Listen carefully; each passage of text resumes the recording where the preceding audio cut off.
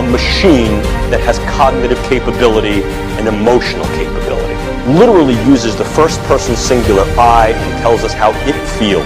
A real, live, breathing, sensitive and responsive entity, just like Pinocchio becomes a boy. If I stood before you 3 years ago and I told you this, I'd be like, here's science fiction that should start out with once upon a time. Not science fiction anymore. Can we handle the truth? Can we handle the answers? You cannot compromise. You cannot negotiate. You cannot surrender to a computer. It will continue to do what it is programmed to do. Linking brains to machines and creating machine brains. Is that something we...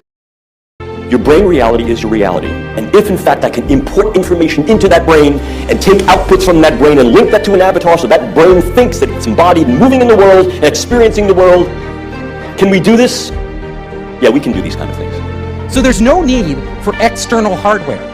Once we tap into the brain, there is the potential that our minds itself can actually create overlays of AR and VR. If we have algorithms that stimulate the right things and give it the right data, we could literally see a screen pop up. We call it hallucinating, right? But these would be controlled hallucinations run by algorithms that would give us everything AR would without any glasses. So that when that person goes to speak out about it, when they go to seek help from their fellow human beings, they will conclude that this person must be crazy. And as a result, they will recommend psychological evaluation for that person. You can see the way this is going to go, and the way it is going right now. As good people, helpless people that are being abused and tortured and enslaved and experimented upon in America today, American citizens cry out for help from their fellow Americans, and their fellow Americans say, why don't you take some Prozac? Because think of a world where all things are connected, a world with artificial intelligence everywhere. This is the vision that leads us to the cloud. The cloud has become a force of its own. Technology which can emerge with human biology in order to access the cloud in real time. They mention this is for cloud technology. This level of technology could include brain-to-brain interfaces, brain-to-computer interfaces, and specifically brain-to-cloud interfaces. Technology experimenting with, when I say experimenting, voice to skull, hive mind, behavior modification technology that is frequency-based and directed at a targeted individual to basically control their entire person.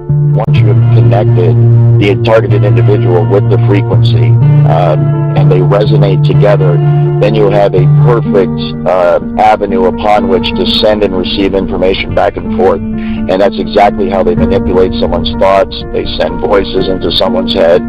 They manipulate their emotions. They manipulate their behavior. And then that's also how they receive back from the individual in real time the vital signs, the emotions, the thoughts, what the person's seeing, what the person's hearing. And then all that information, of course, is rendered on a computer elsewhere via software, and it can be monitored and tracked in real time. In real time, so you can push your biosignals to the cloud through a few API calls. Then we have a large amount of sophisticated signal processing that's spun up to make sense of that data, and then with a few more lines of code through, again, a simple REST API, you can get back a meaningful result, and all that happening in real time. So that they are brought to a place in their life where they're isolated, they're broke, they're unemployed, they have no family, they have no friends, and nobody in the general public can track or trace anything that's being done to them because the technology is remote and it's wireless, and there's usually no physical signs left on the individual that anything's being done to them. They ought to do. I gained a lot of contacts in the global intelligence community regarding this issue because this has been a pressing issue for them for several years. And the reason for that is that the U.S. and some of its allies for the last several years have been threatening the world with weaponized artificial intelligence. Not in any public forum, of course, but through secret channels, capabilities that the AI has. We believe that it is one kind of entity, that they're not different weapons, but there's one entity with different capabilities.